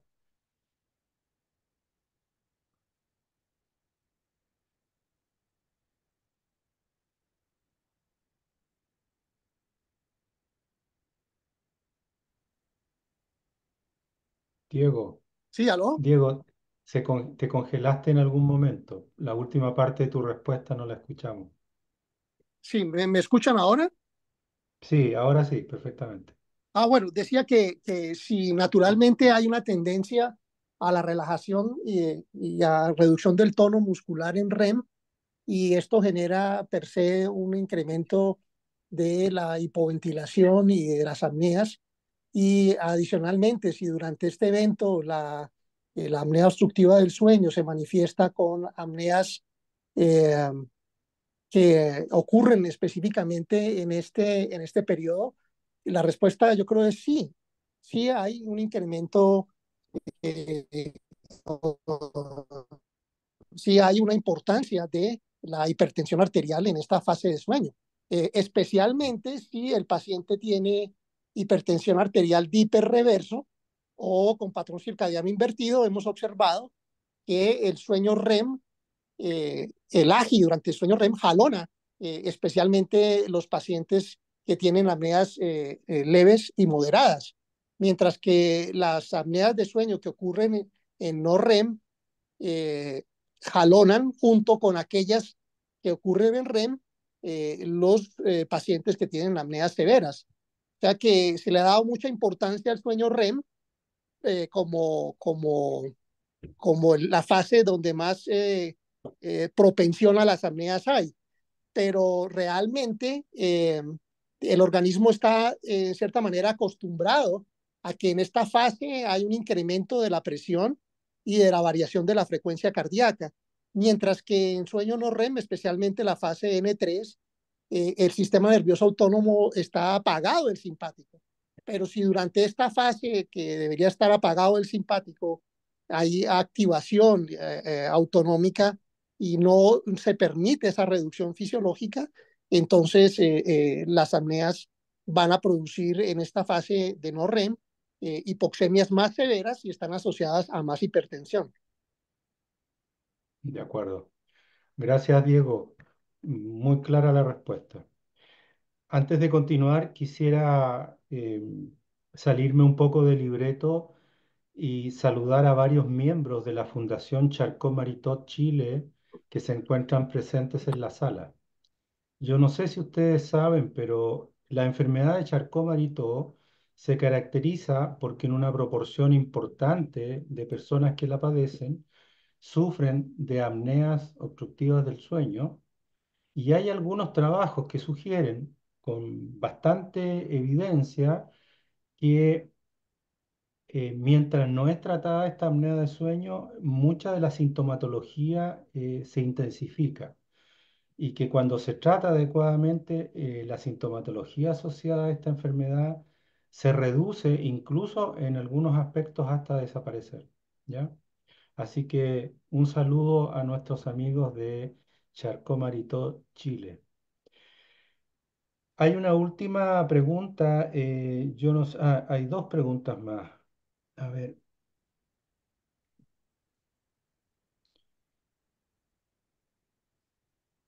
pregunta también César Liendo si en pacientes que tienen resolución del SAOS por la estimulación del hipogloso, ¿cómo es el riesgo a desarrollar o no desarrollar enfermedad cardiovascular? Esto equivaldría, a mi juicio, también a planteárselo cómo es en aquellas personas que mediante otros medios, ya sea reducción de peso, presión positiva, eh, resuelven el SAOS. Yo creo que la respuesta, me imagino, es hacia una reducción del riesgo. Ahora, ¿en cuánto se reduce el riesgo? Gonzalo, ¿tú podrías hacer alguna aproximación en eso? Sí, ya, a ver, lo primero que hay que especificar es de que los criterios de resolución de apnea mediante dispositivo de avance de hipogloso, eso se define como un índice de apnea menor de, idealmente menor de 10. Eso es como lo que se habla en los términos, comparado con los criterios que se ocupan cuando uno aplica terapia con CPAP, que eso en el fondo espera que sea menos de 5 eventos por hora. Entonces, ya, y que se mueve un poco, cuando uno habla de dispositivo de avance mandibular, también uno espera de eventos menos de 10 o resolución del 50% del índice de apnea y hipopnea. Entonces, comparado un poco con el CPAP, no es tan efectivo como un CPAP que tenga más de 4 horas. Em, Sí, entiendo, bueno, los estudios que son el chart de este año y el fondo el STAR Trial, que son los dos randomizados grandes, estaban centrados principalmente en cambio en el Epworth y en resolución de los eventos respiratorios. No, después hay varios análisis secundarios y dentro de eso había algunos con biomarcadores de riesgo intermedio, PCR ultrasensibles y otros biomarcadores que sí disminuyen. Y eso es normal y es esperable con cualquier tratamiento de la apnea obstructiva del sueño. Entonces, ahora, de nuevo, estos son estudios que no fueron diseñados para evaluar reducción de evento cardiovascular. Entonces, lo que estamos hablando son desenlaces intermedios, vamos con intermedio, mediante biomarcadores. No ha habido, que yo tenga entendido, no hay en curso algún estudio tipo SAFE, ICER, RICATSA con estimulante del nervio hipogloso, sea dirigido o no dirigido. De Yo acuerdo. creo que lo que hay que hacer en el fondo, es rehacer uno de estos estudios que se ponga en la camiseta y randomizar pacientes de manera prospectiva en base, puede ser carga hipóxica o la combinación de uno de estos biomarcadores y dejar un poco de lado, en el fondo, el índice de apnea y hipopnea. Mm. Juan, Juan, Diego, dime. y permíteme Dime. decir algo. Yo pienso Ujú. que no hay una respuesta mágica para esa pregunta y pienso que mm, la respuesta estaría más relacionada con a quién le están haciendo estimulación del hipogloso, porque a qué punto de su cuadro clínico estamos tomando al paciente. En los fenotipos o endotipos de Ecker y Jones, hemos visto que la, eh, el reclutamiento de la masa muscular de la vía aérea se deteriora con el tiempo y es prácticamente una neuropatía de los mecanorreceptores.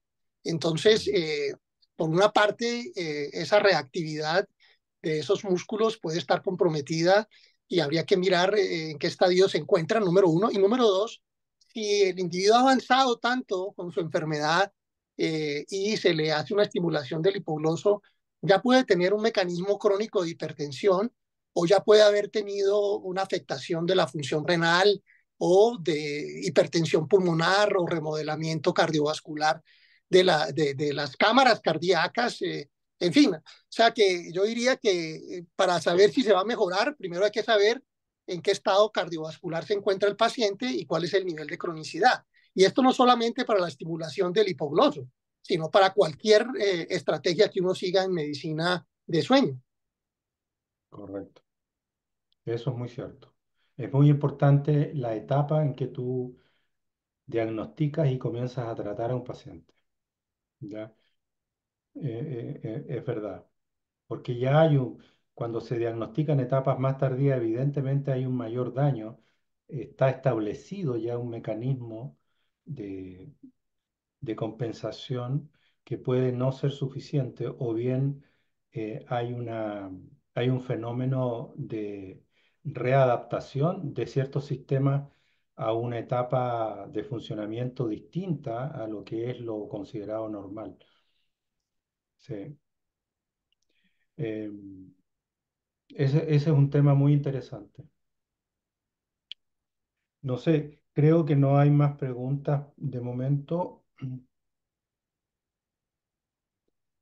Entonces, ya habiendo sobrepasado con creces el tiempo límite que nos habíamos dado para este webinar, no me queda sino agradecer a Diego Vanegas, cardiólogo colombiano, investigador, que ha publicado muy interesantes artículos sobre este tema, y también agradecer a Gonzalo Labarca, médico internista, broncopulmonar chileno, especialista en medicina del sueño, que ha regresado a Santiago y hace poco.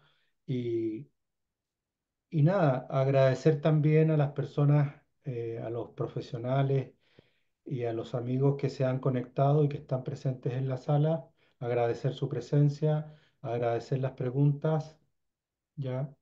Y nos veremos en una próxima ocasión, ¿ya?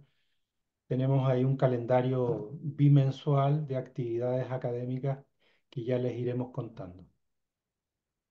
Muchas gracias, doctor Juan. Muchas gracias a todos los coordinadores, al doctor Labarca por su excelente exposición y claridad. Y bueno, esperamos vernos en el camino. Sí, yo ¿Listo? también muchas gracias a todos, a los que se conectaron y bueno, vamos, hay muchas opciones, estamos recién empezando, así que espero verlos prontamente. De acuerdo. Ana Ya. María, no sé si tú quieres decir algo antes de despedirnos. No, agradecer a todos los que nos acompañaron hasta el final del webinar y muchas gracias a los expositores. Muy bien. Listo. Bueno, chao a todos. Chao, chao. Chao.